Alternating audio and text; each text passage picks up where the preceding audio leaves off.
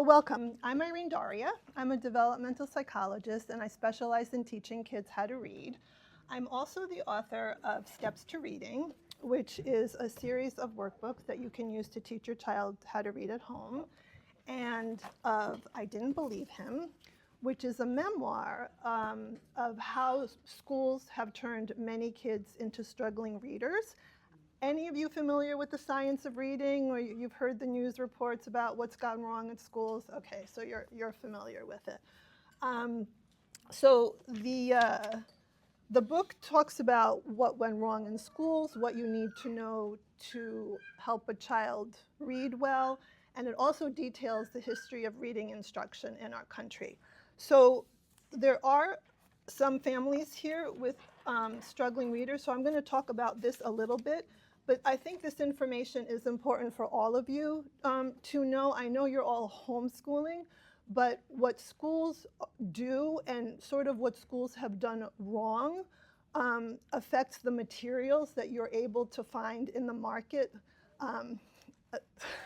You're nodding with, yeah, it affects the materials you're able to find in the market to work with your kids. I don't know if you've seen, it's pretty hard to find decodable readers, especially if you are the parent of a struggling reader, who has been schooled in school for the early years.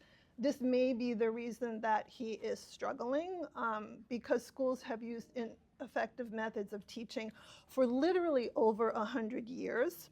And the good news is, for all of you parents with beginning readers, today you're going to learn how to do this all correctly from the beginning.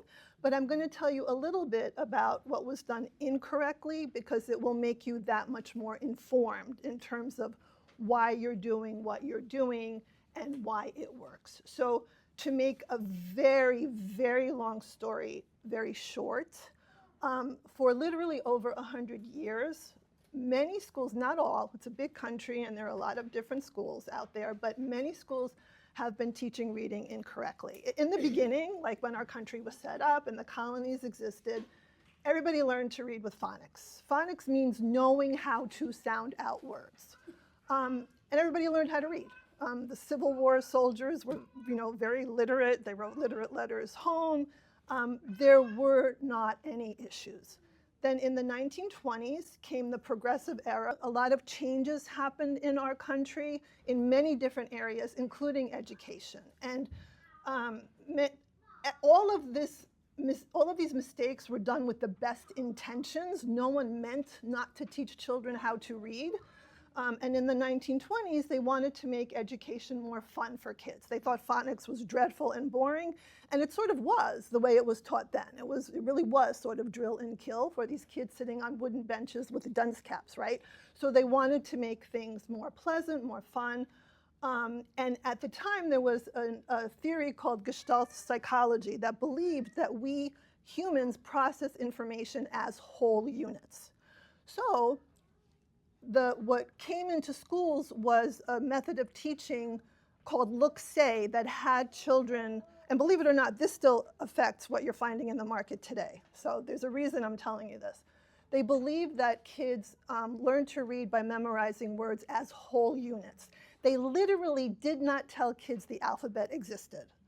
And it didn't work. So all of a sudden, kids began struggling with learning how to read. And are you familiar with the Orton-Gillingham method? Okay, so Samuel Orton actually wrote an article in the 1920s saying this method of teaching reading is causing reading disabilities. And he created his method, co-created his method, because of what was happening in the schools at that time. He was in the schools, he saw kids were struggling, he wanted to reach these readers. His method was not created for only dyslexic children. Dyslexia began happening. True dyslexia, no, but like pseudo-dyslexia, like struggles with reading began happening at that time. This continued until the late 1950s when a book called Why Johnny Can't Read came out. Blew the lid open, right? All of a sudden there was this big uproar. There was a brief return to phonics and then whoop, right back to a different method of teaching that did not believe in phonics called whole language. Whole language persists to this day, and it is well, not in its pure form, but it has a huge influence on what you will find in the market. And whole language people believed that, and again, they really believed this. They really thought it was true. They believed that learning how to read was as natural as learning how to speak. When we were babies, no one ever drilled us on sounds or had us fill out worksheets. They talked to us and we learned to speak. And they believed that if you read to a child, surround him or her with books that are appealing, they will figure things out on their own. There's a lot more to it, but I don't have time to go into it. And again, this did not work. And something called the reading wars began escalating. All of this bad stuff, this bad teaching, caused more research than you would ever believe to be done on how to teach children to read. What works, what doesn't work, etc. So this battle continued and continued. On one side, there were people who believed in whole language. On the other side, there were parents, because parents from the beginning were saying, please teach phonics, and they were ignored. And reading researchers also were saying, please teach phonics. So these two sides fought and fought and fought and fought, and nothing was going anywhere because all the fighting was based on beliefs, right? One side, the whole language people believed they were true. The other side, yes, they had research, but it was like, study over here in this university, study here, study there. There wasn't like a body of research that had been analyzed to prove what was really working. Then California switched to whole language. California had been teaching phonics. They switched to whole language. They went from being at the top in the country to being almost dead last. A few years after whole language was implemented, only the territory of Guam was lower. So there was a huge problem in our country. And I don't know how many of you know this, but it's sort of like an unbelievable story, right? This can't possibly be true, but I swear it's true. And Congress stepped in. It was like, okay, we have a massive problem in our country. Congress convened something called the National Reading Panel. And I get to use my handy dandy. Here we go. Convened something called the National Reading Panel. It consisted of reading experts, teachers, and other people in the field. And it had them review over 100,000 studies that were done on reading. And they were tasked with identify what needs to go into effective reading instruction. And they did. It took them 3 years. 100,000 studies is a lot of studies. So this, when I'm going to go over this with you, you're going to think this is just common sense. Like my great-grandmother knew this, right? But it took this much to prove that this is how you teach children to read. This is what every child needs to know and what every child needs to be taught. This came out in the year 2000. Massive media coverage. So the whole language people who were holding on for dear life had to change, right? But they did not change their beliefs. What they did was they put phonics on as a patch onto their curriculum, and they taught phonics. They told the parents we're teaching phonics. It was true, but they were teaching it in a very superficial, sporadic kind of as-needed way. Today you're going to learn how to teach phonics in a systematic, progressive way, which is how phonics needs to be taught. They were like, oh, here's the word cane. Oh, the E makes the A say its name or make its long vowel sound, whatever terms the teacher uses. And that was that. So parents would come to the teacher and say, my child doesn't know the long vowels, the silent E rule, and the response parents would get is, oh, your child was absent that day. You cannot teach a phonics rule in one day. So I share this with everyone. This is kind of sort of my mission. It's like It may be why your child is a struggling reader. It may even be why you are struggling readers. I do this for a living. I have had parents realize, as they see how their children should be taught, oh, I was taught incorrectly. That's why I'm having, trouble. So like, spread the word, about this. These are what is called, if you hear the term the science of reading basically refers to these 5 pillars of early literacy. These are the findings that the National Reading Panel found. So what you need to know in order to be a good reader, you need to have phonemic awareness. That is the ability to identify sounds in spoken words, not in written words necessarily from the beginning. We're talking little kids, but identify sounds in spoken words. Phonics is the ability to sound out written words. Fluency, that's the ability to read quickly and accurately and not choppy like this, right? To sound like you're having a conversation more naturally, stopping at the right punctuation, because if you don't stop at a period, often that will completely change the meaning of what you are reading, which directly affects comprehension, because if you're misreading what you're reading, the comprehension isn't going to work. Vocabulary, this seems obvious, but I see a lot of kids struggling with this. If you don't know what the words mean, you're not going to understand it. And comprehension. What goes into comprehension is the ability to read fluently, vocabulary, and background knowledge. If any of us were given a textbook on astrophysics, we would have a hard time understanding it. So this continues throughout your lifetime. You need to know what you're reading about. I have tutored kids who have, in their homes, they never learned about cowboys, for example. So they couldn't understand a story about cowboys. Or if you don't know baseball, you're not going to understand some of the, intricacy of a baseball story. So all of these 5 are very important for your readers as they progress. These 2 are key. This is the part that has gone really wrong in our country. If you don't have phonemic awareness and you don't have phonics, these can't happen because you can't read. So today we're talking about phonemic awareness and we're talking about phonics. And what I'm going to be telling you, it sort of, I hope it will seem straightforward, but this knowledge, we owe like so much gratitude to so many people. I don't even know how many untold people did research and, helped finally, this is now coming into awareness. Some states have literally outlawed, it is against the law to teach the way schools have been teaching in a bunch of different states. But still you will find that in schools anyway, teachers are teaching, many are teaching phonics systematically, but they're moving too quickly and they don't give kids enough practice. You're gonna give your kids practice and you're gonna give them decodable stories to practice what they've learned.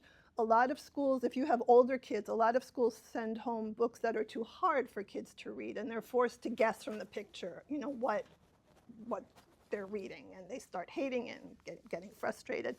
I actually thought my tutoring business would decrease now that the science of reading is known. Much to my shock, it has boomed because I'm getting kids who can decode. They know, they come to me. I have little first graders who say, oh, that's an R-controlled vowel, but they can't read because they don't have the practice. They don't have the mileage with the decodable stories. They haven't gotten the worksheets. I had a first grader say to me, oh, what you've given me is so valuable because my teacher told me the rule, but there's no practice. So kids know, they know what they need, and here's how to give it to them. Okay, so phonemic awareness. The word phone means sound, and phoneme stands for the smallest unit of sound that you hear in a word. So the word cat, for example, has 3 phonemes: k, a, t. It's just sounds. It's a fancy word for distinct, separate sounds. when you begin teaching phonemic awareness, you're just talking about sounds with your kid. You're doing it with little ones. You can start them really young with this, and just say, start with their name. If their name is Tom, your name begins with, the sound T. Can you hear that? T, T, T, Tom. And then move on to like mommy or daddy. So just to get them used to the idea of I just noticed the two little kids, I love that they're here, they're gonna learn this. Get them used to the idea of sounds and differentiating sounds. Some people take this really overboard, and there are teachers that are teaching phonemic awareness, so you recognize the first letter, the middle letter, the last letter. You don't have to do that. The National Reading Panel found that phonemic awareness actually develops better when it's paired with letters. So don't feel like your child has to recognize every sound and every word before you can move into teaching them how to read. Just like, think about introducing the idea of beginning sounds, and then you can play a game called I Spy with them that they love. I think fun is a great thing with little kids. Whenever you can make it fun, it's a great thing to do. So like, I spy something, I spy with my little eye, something that begins with the K sound. Notice you said sound, not the letter C, but with the sound K. And they can say clock or whatever else they might find that begins with that letter. And then they can have you look for something. Just get them familiar with the idea of sounds in spoken language. And then tell them that letters stand for sounds. A lot of times what parents do is they'll just do something like, this is the letter A says ah. And some kids accept that at face value, but other kids are like, what are you talking about? That is a squiggle on a page. That letter didn't make any sound. You made that sound. Like, what's going on here? And that confusion is going to get in the way of them learning what you are teaching them. So come right out and tell your child, letters stand for sounds that we make when we talk, and we use those letters to write words. And say, when I read to you, what I'm actually doing is making the sounds in the words that I see on the page. Really explicitly tell them what's going on. The more explicit you are with your children when you teach them, the better, because they will know what's going on, they'll know why you're telling them this, and they'll know how to apply it. So, okay, so phonemic awareness, the idea that, sounds, to listen for sounds, letters stand for sounds. Now you're going to introduce them to the alphabet. And really, literally, just like we learn people's names when we meet them, you're going to say to them, this letter's name, so like, this is how I do it. What's your name? So here, pretend you're a little kid. What's your name? Renee. And then you ask me, what's my name? What's your name? Irene. So just like we have names, letters have names. This is the letter A. If you were to meet letter A at a party, he would say to you, hello, my name is A. This is going to come up when you're teaching them long vowels. You're going to teach them that E at the end of a word makes the first vowel say its name. You're not going to use the word long or short with your kids. They find those terms really confusing. So you're going to teach them the letters' names. So this is maybe a little complicated way of just saying you're going to teach them what the letters are, right? You're going to teach them A, B, C, D, E. And then you're going to teach them the sounds that those letters make. When you teach them the vowel sounds, teach them only the short vowel sounds. I've talked to so many parents this morning. It was really wonderful. It was like eye-opening, the questions and what people are needing to know. And lots of parents said, well, but vowels make so many different sounds. And if your child says that, or if it comes up, or you can just tell them, tell them, vowels make different sounds, but in the words you are going to be reading Now they will only make these sounds. You're only using materials, no matter what program you use, no matter what materials, you're only using materials with short vowels. Don't show them anything else yet. They might ask about their name, right? If their name is Kate, oh, you have a special name, you know, it's a more advanced kind of reading rule. We'll talk about that later. For now, okay, so when you teach them the alphabet, teach them only the short sounds. Teach upper and lowercase letters at the same time. That question comes up a lot. Reading does consist mostly of lowercase letters, so it's important for them to know their lowercase letters. Have kids write the letters as you teach them to them. It doesn't matter what their writing looks like. It can look crazy, wacky, right? But they are, as long as it resembles the letter, because writing, many studies have found that, and this is if you have older kids too, writing by hand helps you remember things much more than taking notes on the computer. So if your child, some kids really don't want to write, and that's okay if they're little and it's difficult, or the pencil grip, you know, don't force it. But if they're up for it, having them write the letters is a really great idea. And then just point out letters that you've taught them when you see them in the environment. Again, you know, the more exposure, again, research has found this, that you're going to say yes, well, that's sort of common sense. The more kids learn the letters that they see frequently better and faster than letters that they don't see frequently. Makes sense, right? So just, you know, bring those letters to their awareness. Are you guys okay using computers and screens with your kids? Anybody like really averse to it? Okay, a few. So bear with me. You do not have to do this at all, but I do want to share this. This is for letter sounds. We're not going to watch this because we don't have time, but it gives you an idea of what goes on. This is a wonderful little DVD from Leapfrog. If you go to my website, I have the links for how you can stream it for free or with ads, or you can purchase it. You don't have to get any of what I'm showing you. It's just like, you know, if anyone is interested. I love it when families come to me and they want, you know, the kids need to learn letter sounds. I say, get this, and it will save you months of tutoring that you don't have to pay me because it is that effective. It's a movie about baby letters learning their names in a factory. So like the A's, what happened there was a monster came in and scared them, and they all went, ah, you know, made the ah sound like ah. Or like the C's are, you know, in a cold room and they're going, it's cold.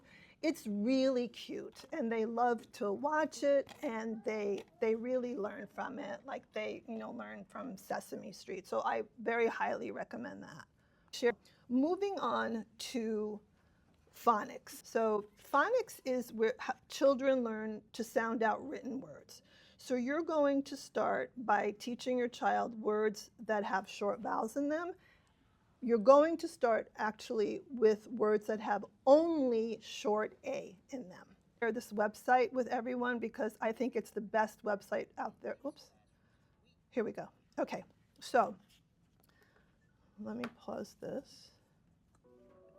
This is how when I teach kids, I always start every short vowel lesson with a little clip from this website.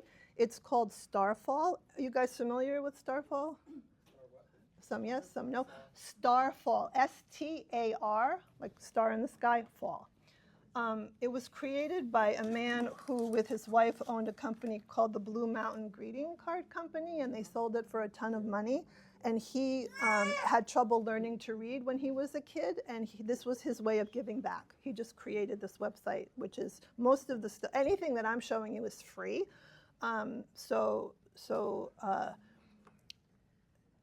This is sort of a little icebreaker for me with students. They love it. They feel like, you know, it's fun, and they learn. So I'm a big believer, you will see, in fun. This whole process really should be easy for you, and it should be easy for the child, and it should be fun. It shouldn't be just sitting there doing worksheets, right? There's like, you'll see there are other board games and things. You can also use this for teaching letter sounds. This screen, every letter has an activity, like I'm showing you with A. I use it only for the short vowels, but when you're teaching the letters, you can use it for any letter, and you'll see how clever it is. And down here are little songs for each of the short vowels, which will become ingrained in your head. You will walk around singing it all the time. My kids, when they were little, were like, but they're really sweet, and they really help the kids learn. So I'm gonna not play this whole thing, but I just want you to see what it's like. So kids are seeing the letter. Notice they're seeing the lowercase letter. They're seeing the uppercase letter. They're hearing the name of the letter, the name. Then they will, this is automated, it's a video, but they will be doing the clicking. They click wherever the stars are sparkling. So they're clicking. That's me clicking. They're hearing the sound. You're engaging them with their fingers. They're active, right? It's a whole different type of activity and cognitive activity than just a worksheet would be, although worksheets are very important. They love this. Watch this. This is my favorite too. Astronaut. This is when I hook them, right? Little kids walk through my door. They're not happy. They don't know me. They don't know what we're doing. We get to this, they love me. So it's just, you know, and then this is, they're dragging the letters to the correct. A. So again, the letters Lowercase. name, A. the name, and then as they drag, the website is going to make the sound. So I'm going to fast forward just for time. I want you to see how the kids are doing the dragging, and then they get rewarded. That was great. That feels great to everyone, right? To hear that at the end of something. That was great. They feel great. They're ready to move into the rest of their lesson. So again, if you don't want to use it, you certainly do not need to at all. But I find it really, really effective.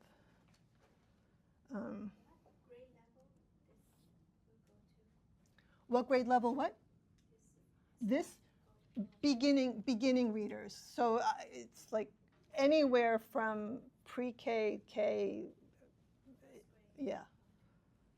I would, yeah. Oh, please work. Oh. My son, whenever I don't know something on the computer, he's like, just press buttons. Okay, so this, you can look, so I gave this all to you. I wanted to give you some resources to take home with you. So you have these pages in your handout. So this is basically how I begin teaching kids to read. Someone said to me, well, you know, what is this called? This is called systematic explicit phonics. Every phonics curriculum out there is different. All of them, I would say, begin with short A and then move on to short I. The next vowel, you know, might be a little different, but I like, so here you're going to, so these are all pages from Steps to Reading Book 1. You're giving them the idea that separate letters make separate sounds, right? You've taught them the sounds of the letters. So there are instructions for you telling you exactly what to say and do. So the not bold-faced words are instructions to you. The bold-face is what you're going to say out loud to the child. So what sound does A make? The child should say ah. What sound does T make? The child should say ta. And then you say, when letters stand alone or are far apart from each other, each letter will make its own sound. So they know this because you've already taught this to them. This is feeling comfortable for them. You then tell them, when A and T stand side by side, their sounds combine to make a word. So you're going to point to the word. You're going to say, this word is at, as in I will meet you at the park, or the car stopped at the corner. Now you read it, and the child should read at. So that's the first word that you're going to teach them to read. Then there's a little board game. You have, I think, the color version, I hope. Yeah, the book obviously is black and white, but how this works is you both of you play. You place a marker on start. You roll a die, and then each of you moves take turns moving as many numbers as you rolled, and you make the sound on each marker. So, a, t, at, a, t, at. So they're practicing making the letter sounds, and they're practicing reading the word. So it's fun. They really like it. And you're reinforcing the word at. This is the hardest page of anything that I teach kids, because you are introducing the idea. Here is the word at. You take these letters, so you would write like B into that box, C, one at a time. So you have the child trace the B, and then have them sound out the word b, a, t. You could also do b, at, which is how I do it at first. This takes a while for them to grasp. It's the first time they're sounding out. It's new. Be patient. They will get it. Just, k. If it's hard for them, definitely chunk it. Definitely go k, at. Use at. Make a copy of this page. You can also write it out. That's what I did before I made the workbooks. I would just write it by hand. A line and then the word at. You can use blocks. You can letter blocks. Just make the word at and move, other blocks into the space. Really take your time and be patient with that. And some kids get it, right? They'll get it. Most kids, this takes time. Don't be worried. Don't be surprised. It's brand new, but they eventually will learn to. By the time they're 18, no, sorry. I heard myself say eventually. It's like, within a reasonable period of time, they will learn how to do this. Okay, so then you have worksheets. I am a really big believer in worksheets that are fun and cute and that kids enjoy, working on. Here, again, it tells you what to say and do. Read the word out loud, then write the word, and circle the picture that shows the word. Sometimes, this is why I had trouble answering your question about grade level. Sometimes kids are ready to learn to read at really early ages, and the writing is lagging. If they do not want to write, do not worry about it. You're teaching them to read. So if it's comfortable for them, do it. If not, it's fine. You do it though. Like, let them see the word being formed with the letters. Here, this is a whole different skill because you're going to tell them, say, what's that a picture of? And then circle the letters that go, that make up that. Believe it or not, most kids are pretty good with this by the time you get to this page. As difficult as the first page was with the at, they usually can do this without a problem. And then you have a bingo game. Again, I'm a big believer in different types of resources, different types of activities. They love this game. I would recommend. So how this works, you cut these out. You use these as flashcards. You make a stack. I recommend stacking the deck so the kids win. And each of you gets your own, board. I couldn't remember if I put the board games up here or not. Each of you gets, you have the boards. Okay.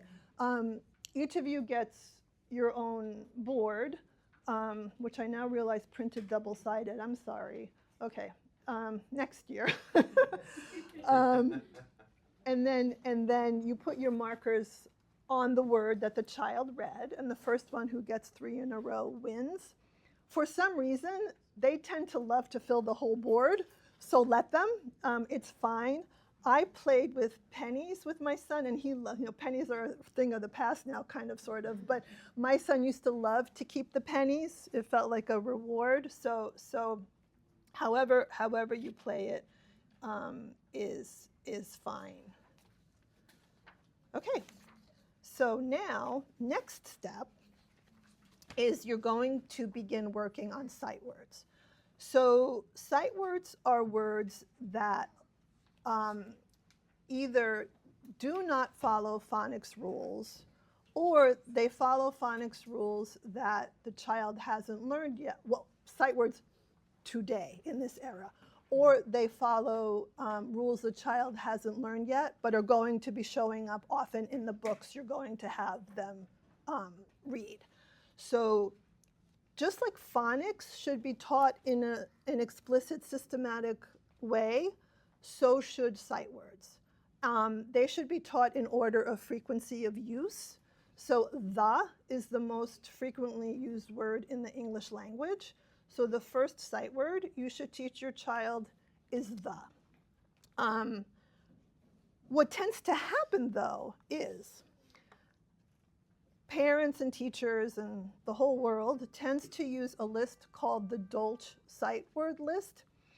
This list was actually created in 1936 by a professor at the University of Illinois named Edward Dolch, who named his list after himself, understandably.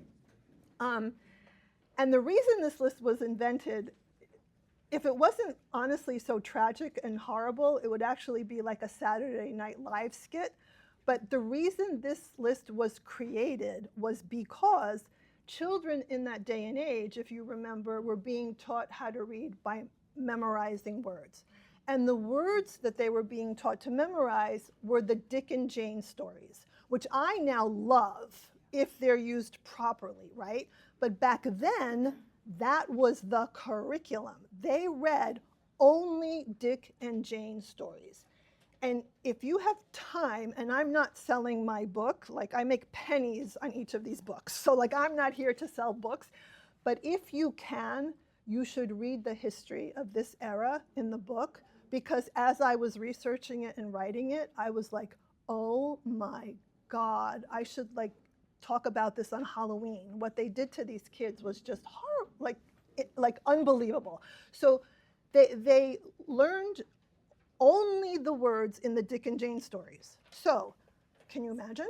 They could read, go Jane go, see Spot go, see Sally run, run Sally run, right? That's it. So, and then, I mean, the books progressed, but they would learn these words by like, they would skate to the waltz in their classroom, and you're like, why in the world? And I think it was like to learn the word funny or something. Like the word skate didn't even appear on the page. So you can imagine, you can see why Dr. Orton wrote this article that this curriculum was causing trouble. So the Dolch sight word list was created. He went through books and he identified the most commonly used words that were not nouns, so kids couldn't use pictures to help them figure them out. But these are words that were important in that era for kids to read because they showed up often in books. Times are different now. We now know no way do kids need to memorize this many sight words. Like they're going to be sounding out really quickly, right? Can, right? There's no reason. But so problem number one, right? It was made at a time when it was necessary, not as necessary today. But problem number two that affects us today, the Dolch list tends to appear in alphabetical order. So the, which is the most frequently used word in the English language, is number 32 out of 40 words. So they're learning 31 other words before they get to the word the. And is number 17. Is the second most commonly used word in our language. And then on is the third most commonly used word. It's not even on the pre-K list. It's on the kindergarten list, and it's number 25 down here. So when you teach kids sight words, make sure you teach them in order of frequency of use.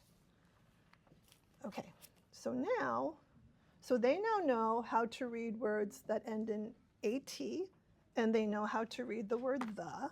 Now you're moving on to words that end in AN. Already, this is looking kind of sort of familiar to you. It's also looking kind of sort of familiar to your child, which is the whole idea. There's repetition, so they're not expending cognitive energy on like a different style of worksheet or a different this. Same thing, you know, so it's going to tell you to have the child read that word. They're going to read an. You're going to do the same thing. You're going to write in the letters on the bottom of the page. You're going to have them read words that end in an. Here, already they're beginning to differentiate. So they're starting to work a little bit harder.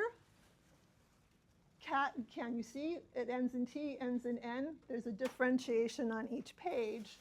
So they're going to have them read each word out loud, and then circle the word that goes with the picture. And then I'm also a big believer in celebrating. So they will be celebrating every step, every little milestone that they make. And now already they can read their first sentences, which is a big deal for little kids, right? So they can read these sentences, and you'll say great job, and they feel justifiably very proud of themselves. Okay, so next you teach them is and on, and they can read sentences like this. The cat is on the mat. The sentences are getting longer. See what happens when you start late. People leave you. Okay, this is an activity called silly sentences. Again, different cognitive activity, but they love this, and it's very effective. The sight words are in gray, and the short A words are in white. You cut these out, and you have them assemble silly sentences or real sentences, but they like to laugh. It's fun for them. Here is another bingo game. You've taught them words with T, words with N. Then next you teach them short A words with different letters at the end, and they can read all of these words at this point. Now your child can read his or her first book, which again is a really big deal. So are you guys familiar with the Bob books? Yeah, okay. So Matt and Sam are the first books that they will read. It feels really, so these are available everywhere. A lot of libraries have them, but very simple sentences, all of them with short A, and all of them with the sight words that you have taught them. Do not at this stage give them any books that have any words that you have not taught them. Because they're going to start guessing, it becomes frustrating. There's just no reason to. So they can read these two Bob books. And then you're going to teach them the sight word as and has. This is all in your article. I know I'm throwing a lot at you. And then you're going to have them read another decodable story. I want to talk to you about decodable stories. So I love this series. This is called Primary Phonics. Your library, I'm sure, can get them for you, or Rainbow Resources, which is a homeschooling curriculum company. I know they carry them. It can be very difficult to find good decodable stories. Now that people know decodable stories are important, it seems like everyone is coming out with decodable means they can be sounded out. They follow the phonics rules that you've taught them. So there's all of a sudden this glut of books, at least for schools. Like I'm getting cartons of books mailed to me. I'm like, oh my God. And at first I'm so excited, and then I look at them, I'm like, these are so awful. Like awful things happen to these characters. I'm stressed reading it. Like they have all these troubles, and these are like sweet and nice, and there's a beginning, middle, and end, and I highly recommend them. But on my website, Steps to Reading, there is an article that lists the decodable stories that they can read at each step, and there are a lot of free downloads. Like this is available for free. The publisher has made it available, so you can just download it from my website.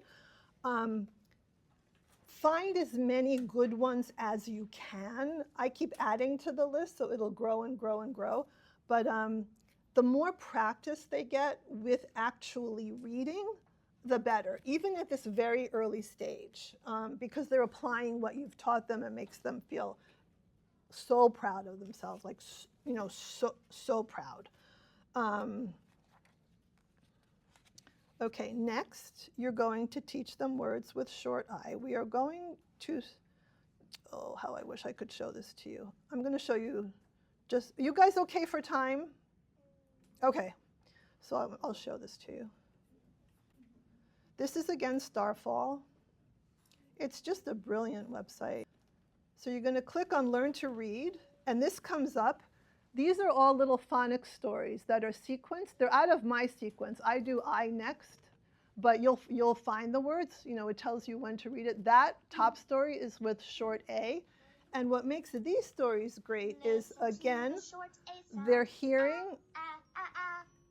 Short A makes this kind of sound. We can skip that part. They love these stories, and you'll see why in a second. Have them read the words. Don't have them click on the word, because this comes up and it reads it for them. So just, and when they click on the picture, it's animated. So Zach does all sorts of cute stuff. See, click and it reads it. Don't do that. Just like, don't let them discover that. Have them read the words. And if they do, it's okay. Just say, read it yourself.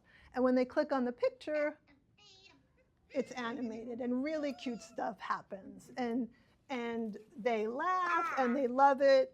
And, you know, here Zach is on the can, and you'll see he falls over. Right? It's just, you know, someone said to me, oh, teaching a kid how to read is so hard. Yes, it's work. Of course you're working, but it can also be so much fun for both of you. So, all right, we're going to leave poor Zach here and move on. Okay, so next you're going to teach them it, you're going to teach them in, and then they're going to begin differentiating short A and short I. So this is what systematic phonics looks like even from the very beginning. You've taught them A, you've taught them I alone, and now you're doing A and I together. It's building. Everything that comes next builds on what came before. And you will see it is such a joy to watch your child do this. You will see it become easier for them. You will see it begin to make sense for them. And then there are a lot of games. This is a game. So sorry, I got ahead of myself. So the progression I use, and again, the progression doesn't matter. Different curriculums, everybody's going to teach the first 5 short vowels. I do it A, I, U, just because those words are, to me, more common, the short U words. And this is an example of one of the board games. I don't know if you can see it, but it's like bat, bit, butt. So they're differentiating. And again, you've built, right? You have A, you have I. Now you're working with U words. And you've gone through the same type of worksheets that you did with A and I. You know, the circle the word, make a line to the word. So they've learned A, I, and U. Now they learn something called the bed trick, because differentiating B and D is difficult for a lot of kids. So this is just telling them that this is the word bed. You make fists like this with your fingers, and you hold it here. And if you say the word bed, you hear buh at the beginning. See how phonemic awareness comes in handy. And then you hear duh at the end of a word, and put it together, and you get bed. They will have learned short E before this. I skipped short E. So they know short E. So it explains, you know, I think you have this in your handout as well. And then they can read words, all the words with short vowels in them. And I had this happen. I've been doing this for a long time. And I had a kid touch my heart in a way that hasn't happened in a while. He came to me, I'd say a month ago. He's at the end of 1st grade, really a struggling reader. The mother is like, is there a problem? And I always tell people, you don't know if there's a problem until you teach your child correctly. if you teach your child correctly and then there's still a problem, maybe there's a problem. But the first thing you investigate is, how was he taught? Maybe the phonics, moved too quickly for him. Not that he was taught incorrectly, but maybe it was too quick. Maybe it's just his phonics knowledge. And for him, absolutely, it was just his phonics knowledge. So he learned his short vowels. He picked up the book, and on his own, I actually skipped. I'm trying to move him quickly, so we were skipping some pages. And I said, oh, we can move to the end of the book. And I showed him this. This little boy, when he arrived, he was like this. He barely said 2 words. He was unhappy. He sat down. He did his work. And slowly he unfolded and opened up. When he saw this, the joy on his face, he tore it out. He's like, oh, well, because we said, I can read. And will you sign it for me? And he showed it to his mom, and it's up on his refrigerator. And it's like, this is why I do what I do, right? It's just so wonderful. So you're also lucky that you're teaching your kids how to read, and you're going to do it right, and they're going to be happy. And okay, so the next step is blends. Really teach them with short vowels only. Here you're teaching them words with SL in them. So this picture shows the word sip. When you put an L after the S, the word turns into slip. And you're going to go through the same kind of progression. They're going to sound out just the beginning letters. Sometimes when they learn blends, you'll see they will insert a blend when it's not there. Just give them practice, and they will get it. Now look at how long these sentences are. This is pretty impressive, right? For a kid who not too long ago began learning how to read. Little I teach as a sight word because it shows up in a lot of stories. But the little frog did press the dress. The little crab did spill the drink. They're sort of moving right along, as am I. Okay, so next step is digraphs. Digraphs are words that begin or end with SH, CH, TH, or WH. Some programs like Explode the Code does digraphs with long vowels. I think that's a mistake. You're throwing 2 different things at them at the same time. So stick with short vowels, but this will give them a lot of mileage. This is just one example of a little game from that book. Next is long vowels. I think I said this before. Don't use the word long with your child. Bye, guys. Say that the E at the end of a word is silent, but it makes the vowel in front of it say its name. Again, you differentiate the short vowels and the long vowels. You play lots of games. Each book has an I Can Read diploma at the end of it. You also will teach them why at the end of a word. After you teach why at the end of a word, I would use Dick and Jane, because Dick and Jane actually have a lot of short vowel words. They have a lot of Y at the end of the word words, and they have a lot of sight words. So these are a whole series. Just start from the beginning and work your way up. With my son, we read all of them until at one point he didn't recognize that it was a Dick and Jane book because the kids look so much older on the cover. But I thought these were great when used properly. So a few ending tips to leave you with. If your child ever protests or says, I hate doing this, I hate reading, it means this is not going to apply to the beginning readers. This applies like if your child maybe is struggling a little, take it back. It means what you're doing is too hard, and go back until it feels comfortable for him. If your child finds it difficult to retain the sounds of letters, the knowledge of dyslexia has changed recently. Believe it or not, it used to be thought that dyslexia was like reversing letters or reading words backwards. It's actually very natural to read words backwards. Like if you think about it, Hebrew is read right to left, right? No one says we have to read left to right, and some kids just retain that ability to read from either side. It takes them a while to get to the left to right.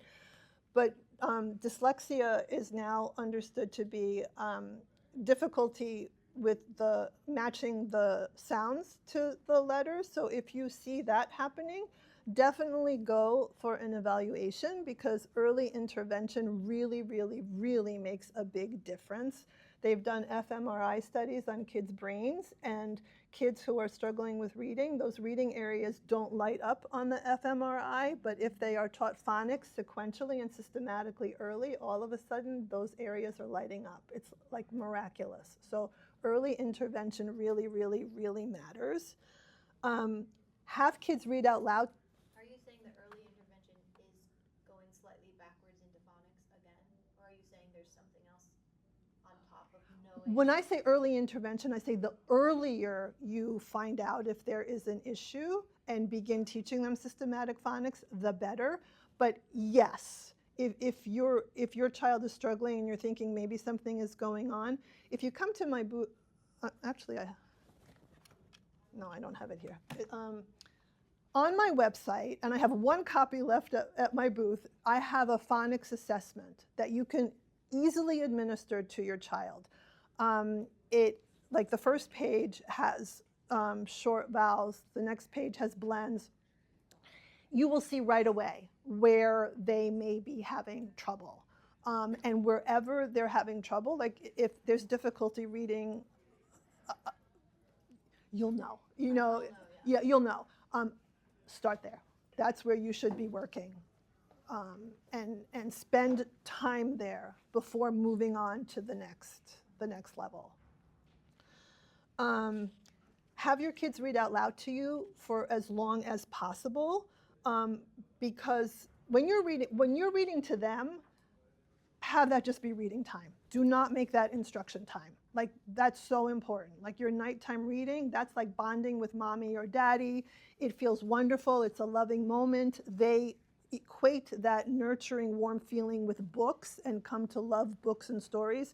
It's like, don't teach them that. It's like watching a movie and the person next to you is like, oh, did you see the cut the director made? You know what I mean? You want to be absorbed in the story and just like enjoy it.